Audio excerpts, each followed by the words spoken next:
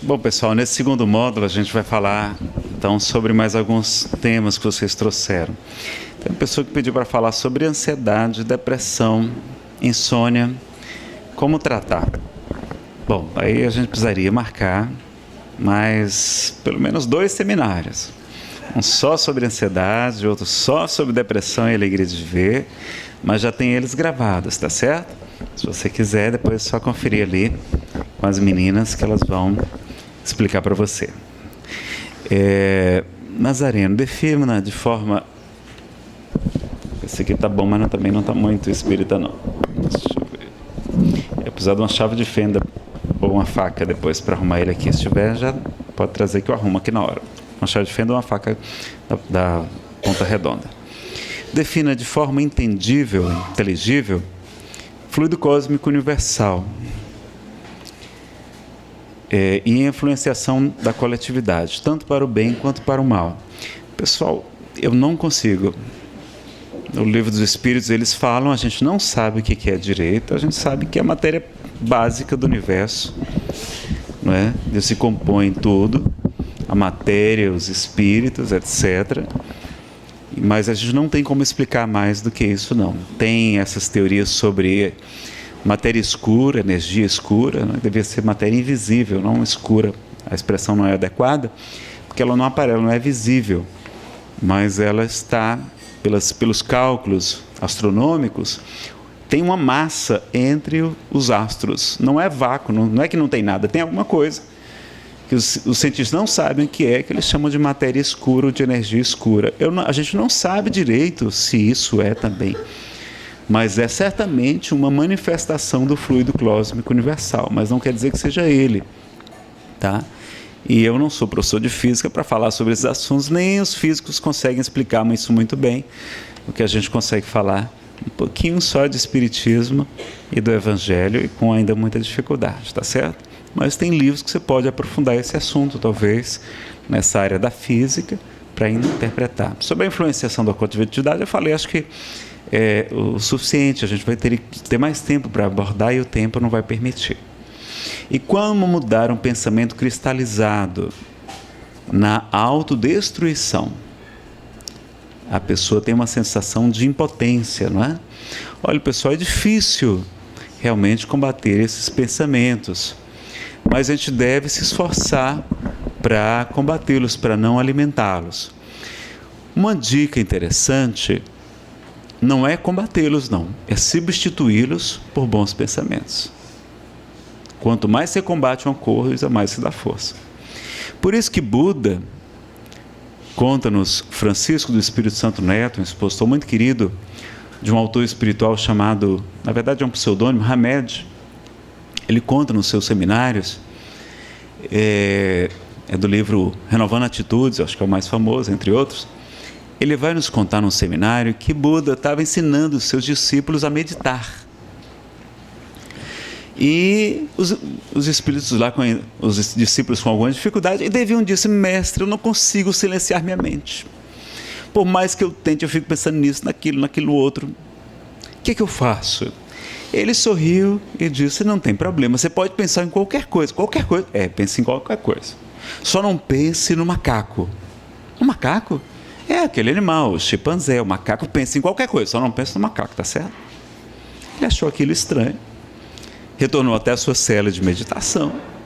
2 horas depois ele volta e diz: mestre, eu não consigo tirar o macaco da cabeça. Então, quando a gente combate os pensamentos, a gente os fortalece. Então, por isso Jesus vai dizer: não resistais ao mal ou ao malvado, mas oferecei. Se alguém te bater numa face, oferece a outra. Oferecer a outra face do mal é o bem, oferecer o bem. Por isso ele nos convida: amai os vossos inimigos, fazei o bem àqueles que vos odeiam, orai pelos que vos perseguem e vos caluniam, porque se amardes somente os vossos amigos, que recompensa tereis? Não fazem isso também os publicanos e os fariseus, os gentis? Não. Que a vossa justiça seja superior à dos fariseus, né, às dos gentis, dos publicanos. Então, a gente substitui. Então, leituras edificantes, atividades nobres. O que eu faço? Eu tenho também pensamentos negativos, né? Pensamento de muita cobrança, isso é fruto do orgulho. Então, tem que trabalhar o orgulho. Amanhã a gente pode aprofundar um pouquinho sobre o orgulho, sobre humildade, a gente vai falar sobre auto-perdão e vai falar sobre auto-obsessão, tá? A gente vai aprofundar nesse tema. Mas... uma faca de eu trouxe uma faca de fenda bem fininha. Essa aqui não vai quebrar a chave de fenda, que é um parafuso grande. Tem que ser de fenda ou então alguma coisa. Tem que fazer ao vivo, né? Tem essas coisas, né? Ajusta aí, porque o microfone. Mas agora ele até ficou mais quietinho. A intenção é tudo. Os Espíritos falam isso. Que não importa a forma, mas sobretudo a intenção. Tá? Eu esqueci de falar, eu não queria deixar de registrar, eu também colaboro com o movimento Brasil Sem Aborto, o Brasil Sem Drogas, e o Ativistas da Paz pela Vida também, e o Move Paz. Tá? Então a gente tem que começar a ajudar também. Eu ajudo financeiramente o Ativistas da Paz pela Vida e também o Brasil Sem Aborto, além de ser, né, grande entusiasta. Dá até para assassinar alguém. Se quiser. Opa! Nossa, agora. Olha que pessoal eficiente aí do GQ, né? Aí, ó. Na hora. Arrumaram aqui 200 chaves de fenda agora. Posso até escolher. Mas agora já resolveu. Bom, pessoal, a gente então ter essa consciência. Então, o que eu faço? Eu fico escutando palestras o dia inteiro. Fora do trabalho. Além de trabalhar, né? Além de estar com a esposa, curtir, etc. No meu carro, escutando palestra. No banheiro, escutando palestra. Tempo livre, escutando palestra. Porque eu tenho pouco tempo para leitura, não é? E aí estou sempre fazendo palestra e estou escutando palestra. E quem mais precisa escutar sou eu mesmo, né? E aí a gente vai falando, vai repetindo, é tanto escutar, tanto... Então você acaba... Então o obsessor, para andar comigo, vai estudar espiritismo, queira ou não queira. Não é verdade? Então a gente começa a aprender essas questões, né? Então, conversações edificantes, boas leituras, bons programas de televisão, teatro, cinema. Começar a transformar... A gente está mergulhado numa cultura de violência que não se dá conta. Então a gente tem que começar a transformar os nossos hábitos e viver a cultura de paz, né? Buscar realmente uma educação em valores humanos, falar bem, tem música para escutar, tem tanta coisa boa, não é? A gente tem tantos recursos eletrônicos que nos facilitam a vida, né? A gente fica até viciado neles, mas tem muitos recursos também para combater. Mas, uma vez que o subconsciente influencia nossos pensamentos, como fazer para domá-los? Reforma íntima. Né?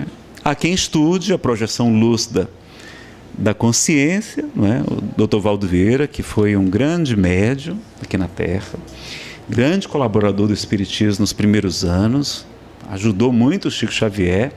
Depois ele começou uma ciência nova, chamada conscienciologia, projeciologia e tantas outras questões, que foi a área que ele se dedicou e a gente respeita. Ele deixou de ser espírita, mas lá eles estudam muito sobre a projeção lúcida do pensamento, da consciência. Eu não sei, eu não faço, e você teria como saber controlar um pouquinho mais a sua projeção durante a sua saída do corpo. Tá? Então, recomendaria que estudasse projeciologia, mas se você busca os bons pensamentos, se você tem no dia a dia isso, se é isso que você gosta de fazer durante o sono, a gente vai em regra, repetir o que a gente faz aqui. Então, a gente vai buscar os ambientes. Então, na nossa prece, a gente pediu aos bons espíritos para, durante o sono, a gente poder estudar, poder trabalhar, poder servir, poder amar, e não dar vazão somente aos nossos instintos, não é? Os instintos também não vêm para nos prejudicar, eles vão nos ajudar, como a gente vai ver aqui no seminário também, tá certo? Qual a sua opinião sobre os estudos, a importância dos estudos da hipófise, né? A hipófise, na verdade, é a pituitária, tá? Ela não é a mesma epífise ou pineal, são glândulas diferentes. Na recepção e exteriorização do pensamento. Bom, sobre pituitária a gente tem muito pouca informação nos livros espíritas, pelo menos eu desconheço estudos mais aprofundados. Mas sobre pineal, não é? Nós temos o Dr. Sérgio Felipe de Oliveira, médico da USP, professor também, pesquisador. Ele tem várias pesquisas sobre a glândula pineal, tem até o Pineal Mind, um instituto dedicado a isso, tem cursos onde ele aprofunda. As obras de André Luiz vai falar disso. Descartes, desde há muitos séculos, já falava que a pineal é a sede da alma, não é verdade?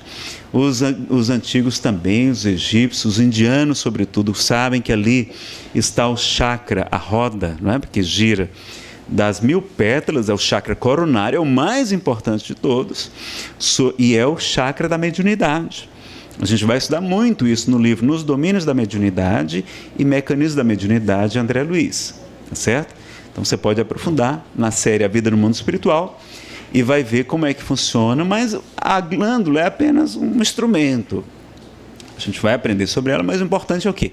É conhecer e começar a trabalhar os pensamentos para a gente melhorar a cada instante, ok? Lá você vai ter mais recursos para estudar sobre o assunto.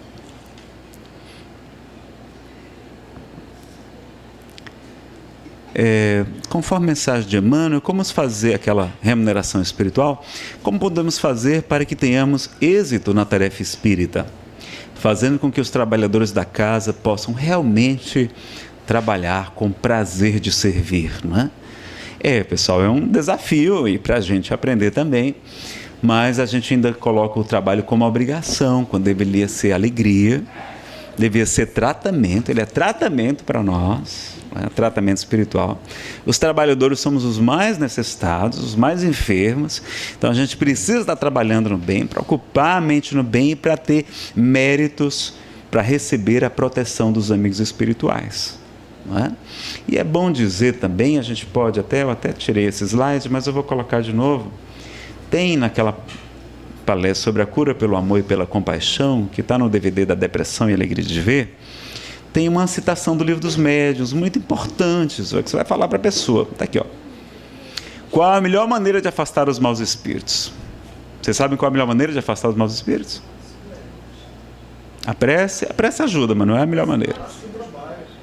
Muito bem, olha lá. Capítulo 23, é um capítulo só sobre a obsessão dos médiuns, sobre a influência negativa dos maus espíritos nos médiuns. Item 252. Ressalta do que fica dito um ensinamento de grande alcance, muito importante, que as imperfeições morais, então os nossos defeitos, orgulho, egoísmo, inveja, maledicência, etc., invigilância dos pensamentos, dão aso, elas permitem a influência, a ação dos espíritos obsessores, os espíritos atrasados que não desejam prejudicar, que são nossas vítimas do passado, e que o mais seguro meio da pessoa se livrar deles é atrair os bons espíritos pela prática do bem. Então, qual a melhor maneira de afastar os maus espíritos? Trabalhar no bem. Então, quem vem para a casa espírita trabalhar, quem vai para o trabalho social, fazer um trabalho beneficente, vai ajudar, vem aqui para estudar, para se instruir, para capacitar, etc., para ajudar mais e melhor, nós nessa hora somos acompanhados de espíritos nobres. E a presença deles é que é capaz de afastar os maus espíritos. Então a prece é importante. A prece é importante para a gente sintonizar com os bons espíritos. Para agir no bem, não é para ficar só rezando, não, pessoal. Jesus orava, e muito, mas ele, sobretudo, agia no bem. Não é? Então é orar para receber a inspiração, para se fortalecer, etc., para agradecer, para pedir. A gente vai falar um pouquinho sobre a eficácia da oração também. Mas é para a gente trabalhar mais e melhor, porque quanto mais a gente trabalha, mais a gente conquista méritos. E fazendo bem a gente vai, não é? Porque André Luiz, no livro Nosso Lar, tem também uma radionovela, vale a pena comprar o MP3, da editora Elevação, da LBV, Legião da Boa Vontade, com autorização da FEB. É melhor do que o livro. A radionovela é fantástica, tem uns atores falando com uma voz diferente, tem uma sonoplastia, tem tudo. A trilha sonora é linda. Você mergulha em Nosso Lar naquela obra. E vai escutar no seu carro, no trânsito, agora que em Rio de Janeiro é chique, tem trânsito, né, e tal. Aí pode ficar no trânsito escutando. Você viaja junto com o André Luiz. E ali ele vai contar, porque o livro é muito melhor do que o filme, pessoal. O filme de 100 minutos, o livro é muito profundo, precisaria de 10 filmes no mínimo, para narrar um pouquinho do livro. No livro, André Luiz vai aprender com Dona Laura, a mãe de Lísias, o enfermeiro que o hospeda gratuitamente na sua casa. Ela vai dizer: André, muitos podem pedir, pedir é só abrir a boca, mas poucos podem rogar. E ele não entende, mas não é a mesma coisa, não? Elas, não. Pedir é somente formular o pedido, é somente abrir a boca. Todos nós podemos pedir, mas poucos podem rogar, porque rogar é somente para aqueles espíritos que, tendo trabalhado muito no bem, já têm direito a seus pedidos serem atendidos pelos espíritos superiores. Quando os pedidos são justos, é claro, não é? Então vejam, quanto mais a gente trabalha, diz o livro Nosso Lar, naquela coluna a pessoa ganha uma remuneração espiritual, que está muito de acordo com o que Jesus, porque Jesus ensinou isso muito claro a cada um segundo as suas obras. Como é que está lá no Apocalipse? No último capítulo, inclusive, foi repetido, está no último capítulo. Cada um será julgado conforme as suas obras. Então o pensamento é um primeiro passo, mas tem que materializar na ação, tem que aquilo se transformar. E quando você começa a fazer o bem, a gente começa a ficar bom. Essa palestra é muito bonita, essa da cura do amor pela compaixão, não é?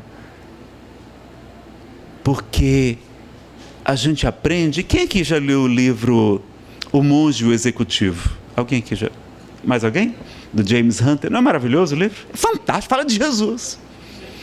É uma surpresa, mas coisa linda. O meu maior mestre, o maior servidor foi Jesus. Você fica encantado. Não é um livro religioso, mas é maravilhoso. E aí ele mostra a força da praxiterapia. Vai dizer que quando você deve fazer o bem, deve trabalhar no bem, mesmo que você não queira. Mesmo que por obrigação. Aí ele vai dizer que você fazendo bem, mesmo sem você querer, você vai começar a ficar bom. Porque você vai fazer e aquilo vai se tornar um hábito, você vai se tornar uma boa. Porque o hábito faz o monge, não é? O hábito é a roupa do monge, o hábito faz o monge. E a gente aprende isso. E é verdade, começa a fazer o bem, é tão bom fazer o bem. Olha, pessoal, não tem coisa que me dá mais prazer do que falar sobre espiritismo. É dar palestra, dar aula, em 2 turmas lá na Comunhão Espírita de Brasília. Né? É a coisa que me dá mais alegria, sobretudo na aula, porque a gente pode interagir, perguntar. Eu gosto de que vocês participam, né? Até não tivemos muitas perguntas. Então veja, é muito bom para mim. A coisa que me dá mais alegria é isso, é ensinar, falar de espiritismo, porque eu sou o primeiro que aprendo, né? E ali a gente vai, quando a gente faz com essa alegria, com prazer, então a gente está se tratando e ajudando os outros e conquistando méritos. Então a gente tem, acho que é nesse livro também, ele vai dizer assim, é algum autor, eu confundo um pouquinho, ele vai dizer, olha, trate bem o seu marido, sua esposa, faça de conta que é aquele galã do tempo de namoro, aquele rapaz garboso, elegante, né? Que levava você para jantar fora, que trazia flores, agora dia dos namorados e tal, né? Porque casa a gente nem lembra mais dia do namorado, não, é namorado, não é casado, é dia dos casados, né? E aí, não, trate bem, olha, seja carinhosa com ela, faça um cafuné, uma massagem, né? Uma mulher adora massagem nos pés, faça massagem nos pés da mulher, é tudo cheirosinho, elas são meio cuidadosas, porque as coitadas vivem comprando sapato, adoram sapato, e o sapato é tudo apertado, tudo machuca, você faz massagem nos pés, elas vão nas estrelas, você faz, ela se derrete, e aí a pessoa começa a ficar mais agradável com você, até para agradar, para você ganhar mais carinho, mais cafuné, mais massagem, né? E aí então aí você começa a tratar bem seu marido, sua esposa, fazendo de conta que ele é aquele galã, imagina aquele galã da época de namoro e tal, aí você de tanto tratar bem um desgraçado, você vai começar a gostar dele, de tanto você fazer de conta que gosta, você acaba gostando. É uma coisa impressionante. E ele vai ficar melhor, e você vai ficar melhor, então vai ficar tudo melhor, tudo melhora. Mas a gente não tem tempo, diz que não tem tempo, a gente tem. Mas tempo é questão de prioridade, porque a prioridade é ver a novela, é ver o futebol, é ver o jornal, é ver não sei o que, a tragédia, não sei o que. Então, tempo é prioridade. E o amor é isso, esse dia a dia, não é? Esse dia a dia, mas a gente passa o dia reclamando, pronto. Quer destruir um casamento? Use a tortura chinesa. Dizem que os chineses, eu não sei se é verdade, eles quando pegavam no passado um prisioneiro, eles prendiam a cabeça, né, se fosse cearense tinha que ser um aparelho especial, tal, e colocava debaixo de uma torneira e ficava caindo uma gota d'água ali. Tem.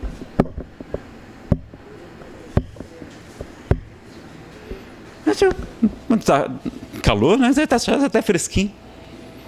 Mas uma gota d'água caindo o tempo todo, no mesmo local. Depois de algumas horas, de alguns dias, a pessoa enlouquece. É o que a gente faz. Reclamar adianta? Reclamar resolve o problema? A pessoa muda. Por que você insiste, então, de passar o dia reclamando a mesma coisa todo dia, toda hora, a mesma coisa todo dia, toda hora, a mesma coisa todo dia, toda hora? Quer destruir seu casamento? Faça isso. Então, eu já falei com minha esposa, disse, Fernanda, vamos fazer o seguinte, vamos reclamar um do outro só de 6 meses. Pronto. Aí vamos aproveitar o pouco tempo livre que a gente tem para namorar, para passear, para assistir filme, não sei o quê, para jantar fora. Vamos curtir. Mas a gente fica reclamando a mesma coisa. Não adianta reclamar. Aí você muda. Só de 6 meses, o casamento melhora aqui só. E aí, colocar como prioridade o bem, a caridade. Tira esse negócio de reclamação da cabeça, porque isso é destruição de casamento, de educação de filho, de tudo. Elogie. Augusto Cury, né, o psiquiatra, ele não é espírita, ele vai ensinar que para cada crítica, no mínimo, a gente tinha que fazer 3 elogios antes. Né? Então, cuidado com essa questão também. Está lá no Evangelho segundo o Espiritismo. Está lá um espírito que vai dizer, olha, eu sei que a vida na Terra é bem difícil, ela é cheia de contrariedades, de dificuldades, de 1000 nadas que acabam por ferir. 1000 alfinetadas, né? É a gotinha caindo. Mas aí ele pede para a gente ter essa paciência, esse bom ânimo. Se a gente começar a mudar os pensamentos, as frases, as reclamações, meus amigos, vão ver que mudança na nossa vida. Vigiar o verbo. Tem uma palestra só sobre o poder das palavras. É fantástica essa palestra. É muito bonita. Não é minha, vem dos Espíritos. E a gente vai buscar encontrar no material, não é? Nas obras espíritas. Então, lembrar disso e é que a prática do bem é a melhor maneira. Então a gente vai, não é reclamação, a gente precisa trazer e falar das alegrias que o trabalho do bem vai nos proporcionar, das recompensas, porque está lá no Evangelho segundo o Espiritismo. Aos espíritas, a quem muito foi dado, muito será muito pedido. Mas será muito dado também se souberem bem aproveitar. A gente nunca fala essa segunda parte, só fala a primeira, né? Porque a gente gosta de condenação. Não. Mas será muito dado também se souberem bem aproveitar. É essa a interpretação correta, segundo Kardec, que está lá no Evangelho segundo o Espiritismo. Então vejam, quantas recompensas nos aguardam, desde agora, em cêntuplo desde agora, e na vida eterna. Então, vamos acreditar em Jesus e trabalhar no bem com Ele. Então, continuando aqui, no livro Mediunidade e Sintonia, olha aqui, Emmanuel, no prefácio, dá um outro enfoque ao ditado popular. Diz-me com quem tu andas, que dir-te-ei quem és. O mentor lembra que nossos pensamentos ditam nossa conduta e, de acordo com a nossa conduta, amealhamos companhias, através das quais somos conhecidos principalmente por observadores do mundo espiritual. Então, em vez de dizer, diz-me com quem tu andas, vamos dizer o quê? Diz-me o que tu pensas, que eu te direi com quem tu andas e quem tu és. Olha a importância do pensamento. Na nossa fala, diz-me o que tu pensas, tu falas, o que tu sentes, e eu vou dizer com quem tu andas. Fomos só sobre formas de pensamento, não é? Vocês lembram no livro dos Homens da Mediunidade? A gente vai aprender sobre esse assunto. Tem um caso lá de uma mulher casada que queria formas de pensamento, de tanto pensar na amante do marido. O André Luiz vê um espírito, jura que é um espírito, mas não é um espírito. É uma forma criada pela mente da esposa. Vamos ver aqui a leitura do livro? Trouxe o trechozinho. Um casal janta na companhia das 3 filhas. O marido está ali à conversação, que se faz animada em torno da mesa, mantém ar de enfado, olhar distante. Após ler os jornais, prepara-se para sair. A mulher fica decepcionada. Esperava que ele ficasse para as preces que fariam em conjunto logo mais. Nesse momento, surge em cena, à frente dos olhos do marido, uma surpreendente imagem de mulher projetada sobre ele à distância, aparecendo e desaparecendo com intermitências. Aparece uma imagem de mulher sobre o marido. Apressado, ele despede-se e sai, alegando negócio e compromisso. Era ele pensando na amante. A esposa não acredita e intui que os compromissos sejam com outra mulher. À medida que a dona da casa a identifica mentalmente e passa a produzir pensamentos hostis em relação a ela, a mesma imagem de mulher que aparecera para o marido começa a surgir à sua frente. até se tornar inteiramente presente. Ambas, não é um espírito não, é uma criação mental da esposa. Ambas entram em franca contenda mental, em briga, trocando muitas acusações como autênticas inimigas. Nesses casos de influência telepática, o fenômeno está relacionado com a sintonia. O instrutor Aulus adverte, está nos domínios da mediunidade. Muitos processos de alienação mental, de loucura, de problemas mentais, guardam nele as origens, né? A causa lá mais remota, mais antiga. Muitas vezes dentro do mesmo lar, da mesma família ou da mesma instituição, adversários, inimigos ferrenhos do passado se reencontram. Chamados pela esfera superior ao reajuste, né? Porque esperar por a gente nunca ia se reconciliar. Então, vem às vezes na mesma família, no ambiente de trabalho, às vezes na própria casa espírita, né? Etc. Raramente conseguem superar a aversão que se vêem possuídos, uns à frente dos outros, e alimentam com paixão, no ímã de si mesmos, os raios tóxicos da antipatia, que concentrados se transformam em venenos magnéticos, suscetíveis de provocar a enfermidade e a morte, até a morte. Para isso, não será necessário que a perseguição recíproca se expresse em contendas visíveis. Não precisa a pessoa brigar fisicamente, não, só mentalmente.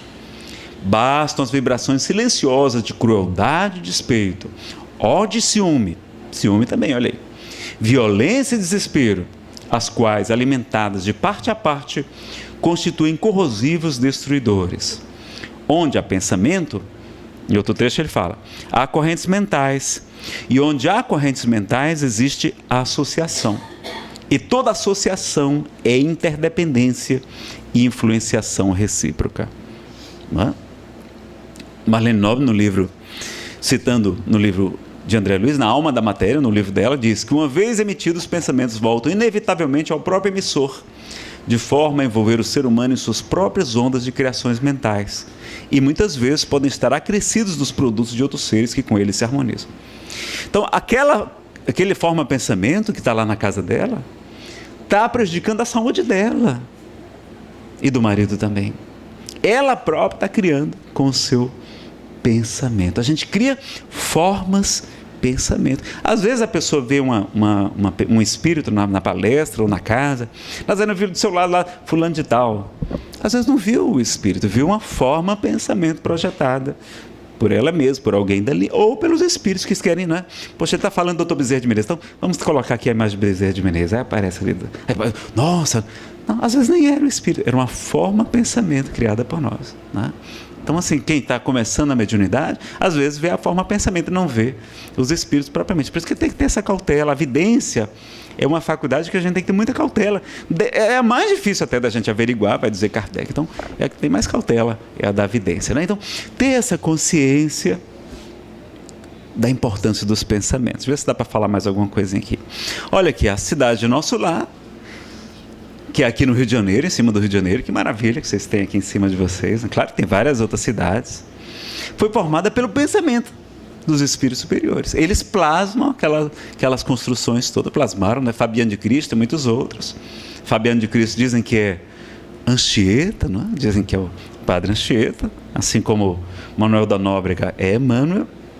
E vamos ver no livro roteiro que o pensamento é o gerador dos infracorpúsculos, ou das linhas de forças do mundo subatômico, criador de correntes de bem ou mal, grandeza ou decadência, vida ou morte, segundo a vontade que o exterioriza e dirige.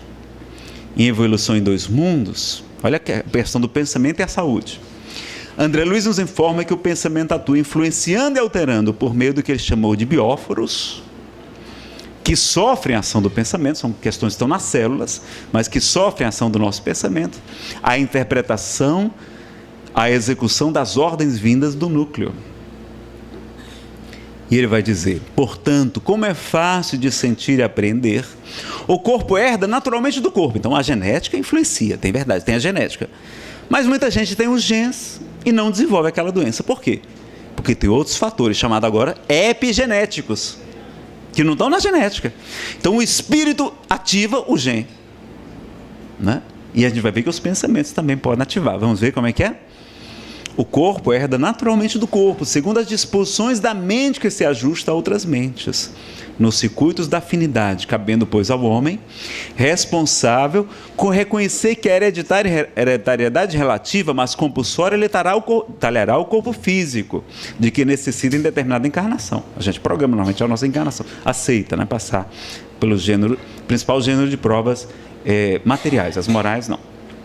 Não lhe sendo possível alterar o plano de serviço que mereceu ou de que foi incumbido, seguindo as suas aquisições e necessidades. Então, depois que a gente programou lá no mundo espiritual, não é possível a gente mudar aqui, a gente pode melhorar. É como se fosse, a gente faz uma programação como se fosse uma pista de várias faixas, né? Não tem cidades que tem 6 faixas de um lado, lá em Brasília tem um eixo monumental, tem 6 faixas de um lado e 6 faixas do outro. E não adianta nada, porque continua tudo engarrafado. Você pode mudar de faixa quando você está no eixo lá, mas você não consegue sair do eixo quando você está nele, né? Não sei que você suba a calçada, mas você pode mudar aqui. Você fez a programação, então você pode mudar. Pode sair da faixa lenta para a faixa de maior velocidade, e etc. Você pode mudar um pouquinho. A gente tem um livre-arbítrio aqui, mas existe um pré-determinismo, porque nós já tivemos o livre-arbítrio antes de reencarnar. Está lá na questão 258 seguinte, Kardec pergunta se os espíritos, antes de reencarnar, se eles têm conhecimento e se eles aceitam passar pelas provas que experimentaram aqui na Terra. Não os detalhes, mas o principal gênero de provas a gente aceita. No mundo espiritual, cercado pelos nossos mentores, né? E aí os espíritos vão dizer, sim, e nisto lhes consiste o livre-arbítrio. Então, a gente teve o livre-arbítrio antes de reencarnar. Esta é a regra. Há espíritos que são conduzidos automaticamente, como a questão 262 nos ensina. Mas, vejam que, em regra, a gente programou. Então, não é por acaso que a gente está nessa família, que a gente casou com essa pessoa. A gente atrai as pessoas, atrai as circunstâncias, o meio, de acordo com os nossos pensamentos. A gente vai ver uma mensagem de André Luiz que fala sobre esse assunto aqui, tá? Então, a saúde também a gente interfere, a gente ativa ou desativa os genes que podem provocar enfermidades também. A gente atua nos biófagos, dentro das células. Então, como é que vai ser a nossa saúde se a nossa mente só pensa, não é, em autodestruição, em autocobrança, que é fruto do perfeccionismo, que é filho do orgulho? Olha o orgulho, que é o pai de muitos vícios aí atrás, né? Não é aquele orgulho de satisfação, não, mas é aquele orgulho de se achar superior aos outros, de não enxergar suas imperfeições, que impede o autoconhecimento e impede a transformação, a iluminação interior, porque a gente não consegue enxergar os nossos defeitos, o orgulho não deixa, só vê defeito no outro. É projeção, né? E a gente sabe, então, a importância. Mas aqui, mas pode o homem, pela própria conduta, feliz ou infeliz, acentuar, agravar ou esbater, diminuir a coloração dos programas que lhe indicam a rota, através dos bióforos ou unidades de força psicossomática que atuam no citoplasma, projetando sobre as células e, consequentemente, sobre o corpo, os estados da mente, que estará enobrecendo ou agravando a própria situação, de acordo com a sua escolha do bem ou do mal. Então, a gente sim, tem a programação genética, mas a gente pode agravar ou atenuar todas as questões de acordo com a nossa conduta, nossos pensamentos, nossos sentimentos, nossas emoções, nossas palavras, nossas ações. E um caso de dor de cabeça, olha aí. Está narrado no livro Chico Xavier, Mandato de Amor, de Geraldo Lemos Neto. Chico contando, Emmanuel me diz que aquela senhora teve uma discussão muito forte com o marido, chegando quase a ser agredida fisicamente. O marido desejou dar-lhe uma bofetada e não fez por um recato natural. Contudo, agrediu-a vibracionalmente, provocando uma concentração de fluidos deletérios que lhe invadiram o aparelho auditivo, causando dor de cabeça. Tão logo começou a reunião, a reunião de palestras, Dr. Bezerra de Menezes colocou a mão sobre sua cabeça e vi sair de dentro de seu ouvido um cordão fluídico escuro, negro, que produzia dor. Olha, que a pessoa, às vezes, depois de uma discussão, a gente fica tão atormentado que começa a ficar com dor de cabeça, não? Então vejam como o pensamento é importante. E como a gente espera, se a gente vai para um lugar que está todo mundo feliz, né? Eu gosto quando tem evento com comida, porque o pessoal fica todo satisfeito. Já viu gente triste comendo bolo?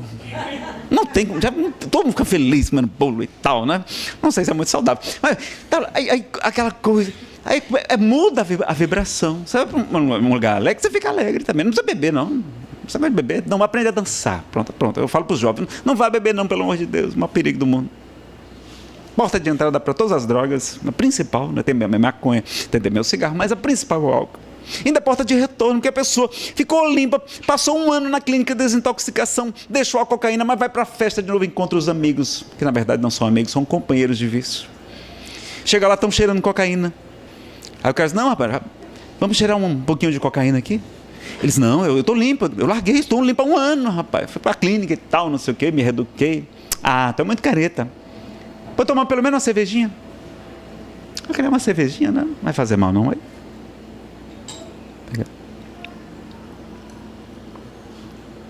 Isso aqui é água, viu, pessoal? É água. Aí, depois de uma cervejinha, o álcool diminui a censura, a gente fica mais permissivo, a gente aceita coisas que a gente jamais aceitaria sóbrio. Aí, depois que tomar uma cervejinha, ele, só uma cheiradinha, não vai fazer mal não, né? Aí, volta com toda intensidade para a cocaína. 1 ano de sacrifício, de lágrimas, de dores, de suor, de tudo, de desespero. Afastado da família e dos amigos. Jogado fora por causa de uma cervejinha. Então não é condenar, não, pode beber, pode. Se você é médio, eu recomendo que não beba. Eu não bebo.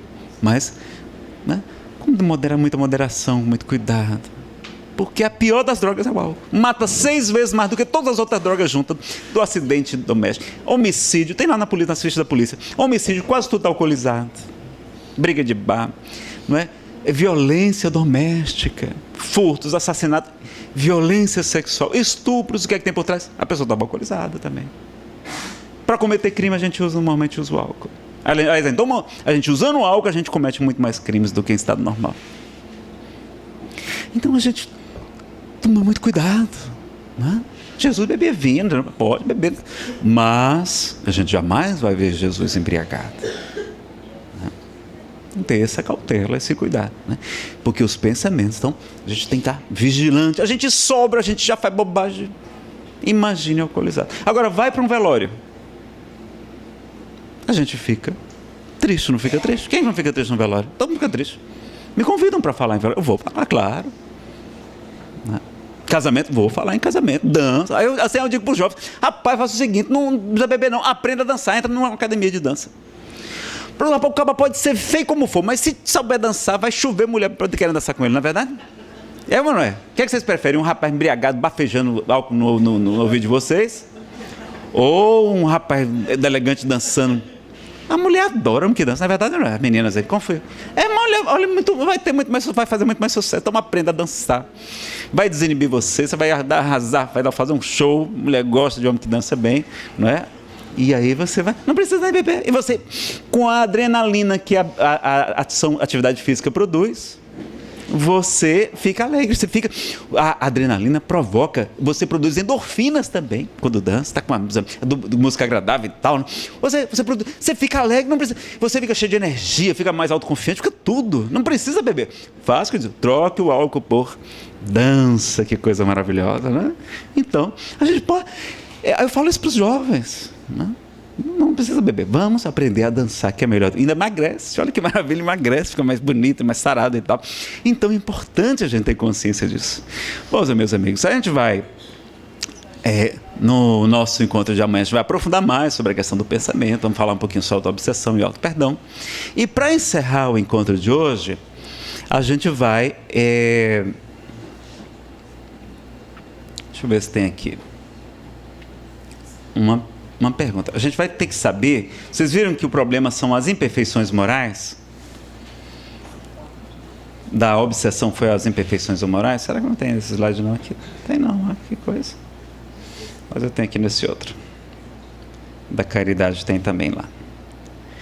Tem uma causa para quase todas as nossas imperfeições morais. Vocês lembram qual que é? Qual é a principal causa das nossas imperfeições morais?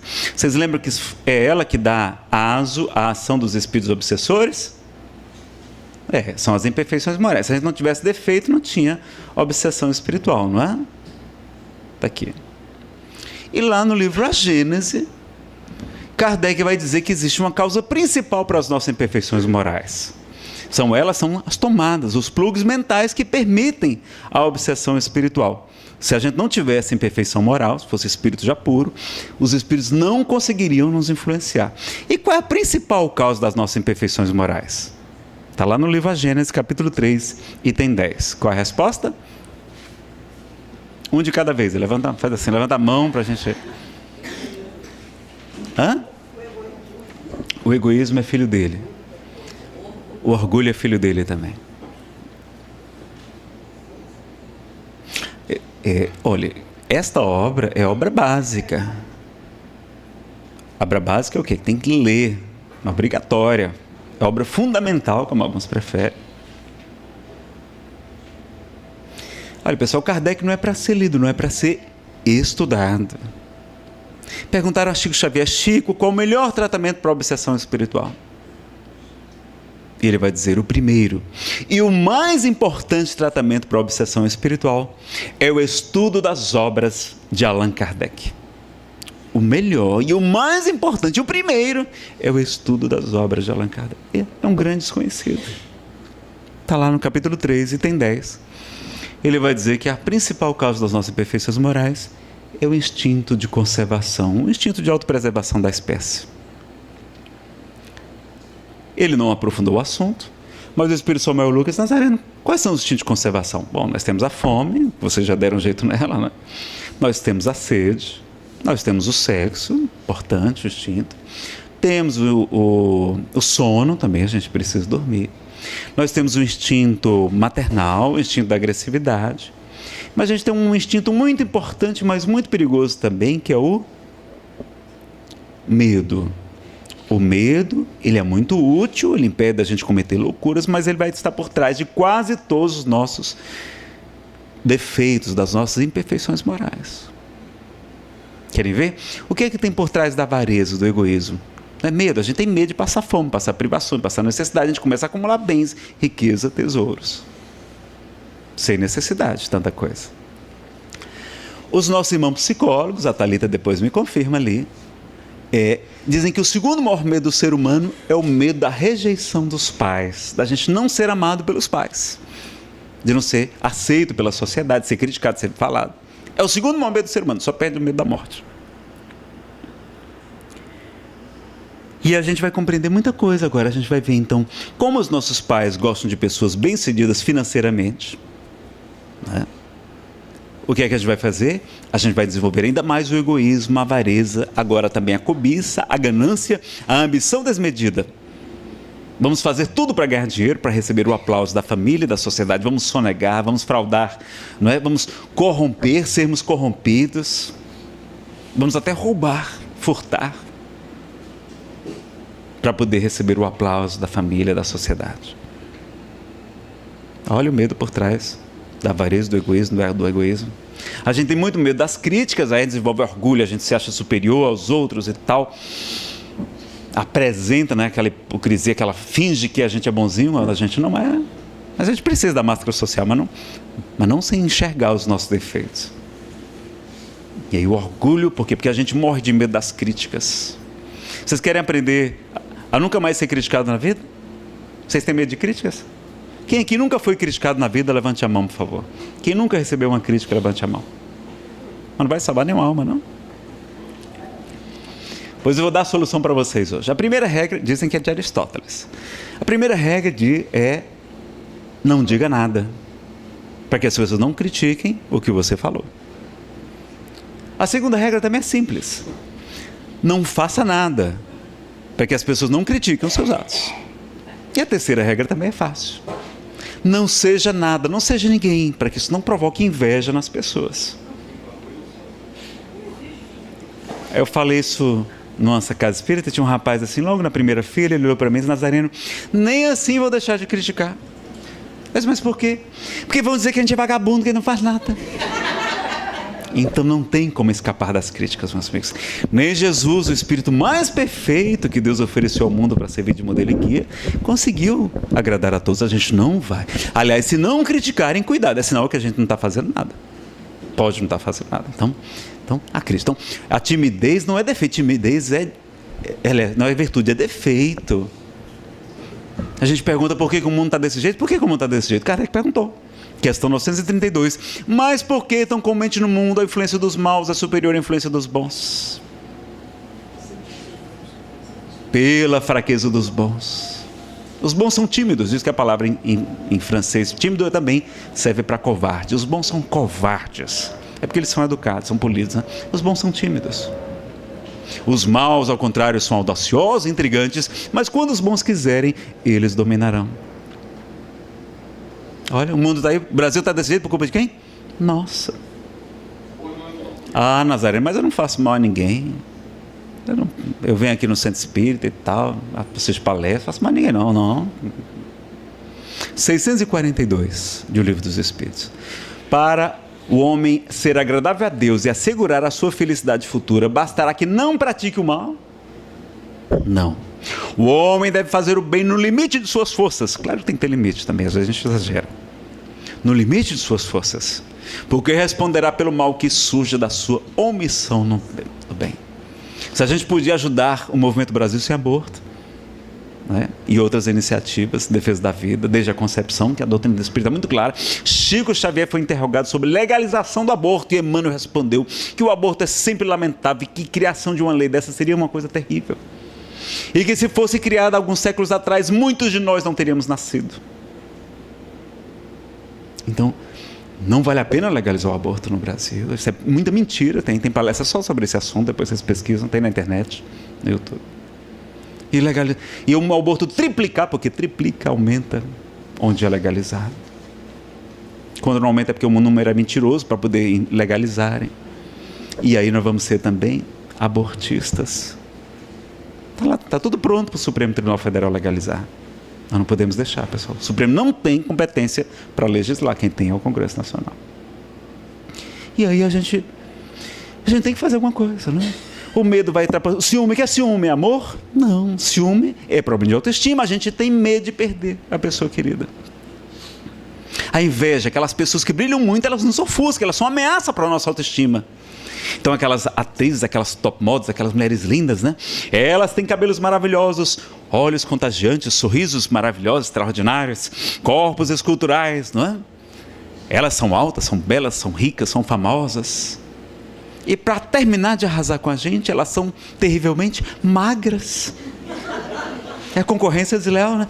A gente fica morrendo de inveja. Aí a gente começa a usar o quê? A outra arma, a maledicência. Ah, fulana está usando drogas. O marido está colocando um chifre nela. A gente começa a falar mal.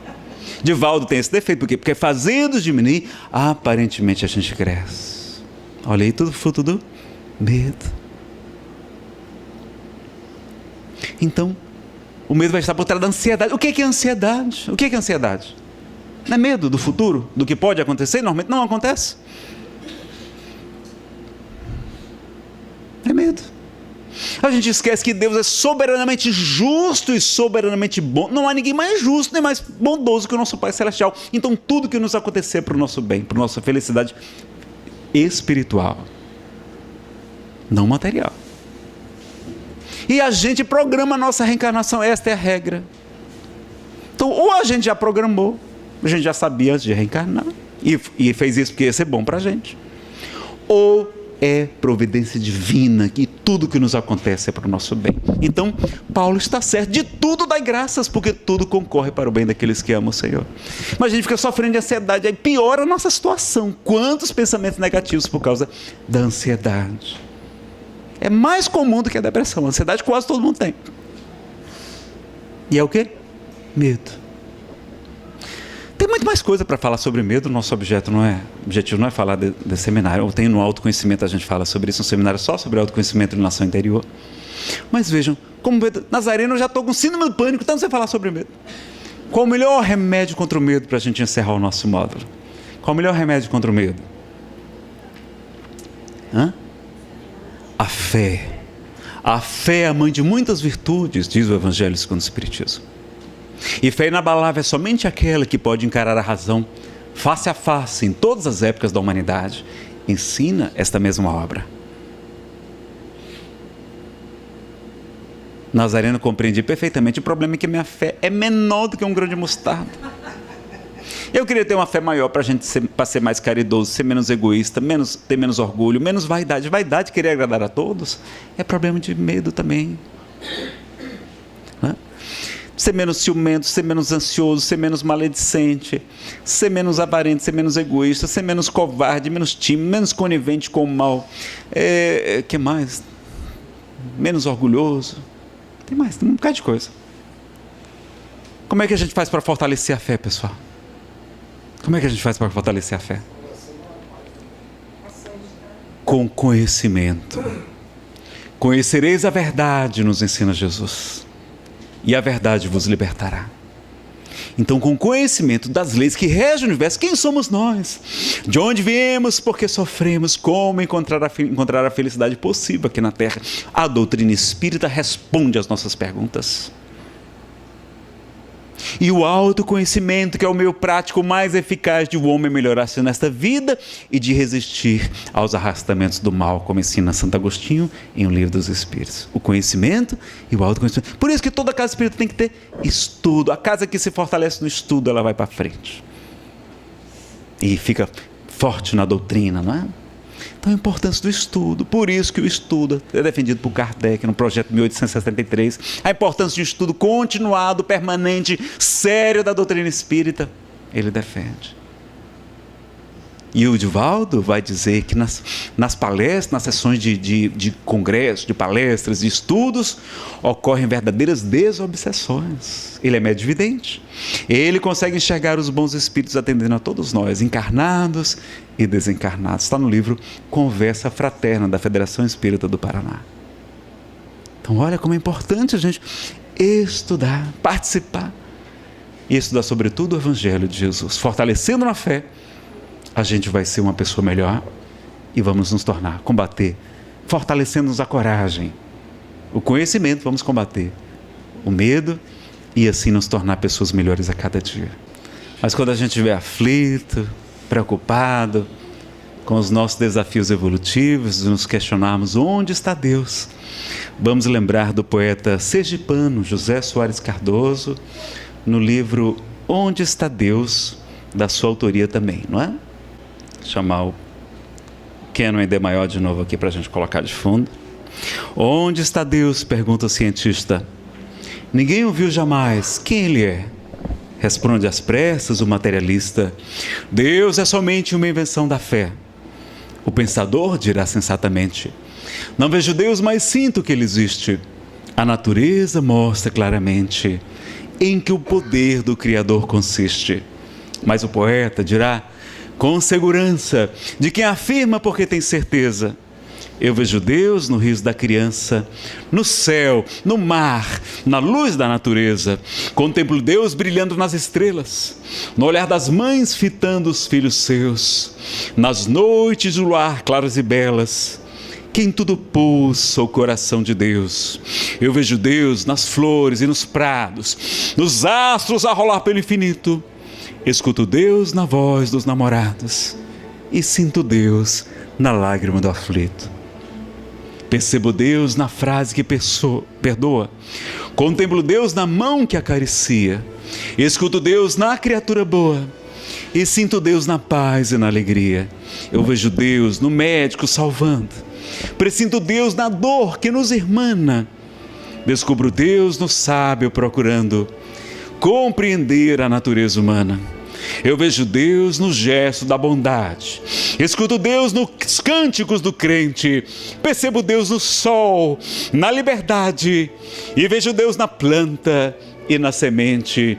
Eu vejo Deus, enfim, por toda parte, que tudo fala dos poderes seus. Descubro Deus nas expressões da arte. No amor dos homens também sinto Deus, mas onde eu sinto Deus com mais beleza, na sua mais sublime vibração, não é no coração da natureza, é dentro do meu próprio coração. Muito obrigado, Senhor, por mais este dia, por mais essa oportunidade. Muito obrigado, meus amigos, pela presença de todos vocês. Que Deus nos abençoe.